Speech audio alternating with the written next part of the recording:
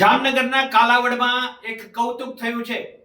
કૌતુક એ છે કે જામનગરના લોકસભાના સાંસદ પૂનમબેન માડમ ઉપર રણુજાના મેળામાં લગભગ 1 લાખથી વધુ ભાવિકોની સામે ડોલર, સોનાના અને ચાંદીના રૂપિયાની નોટોનો વરસાદ થયો છે।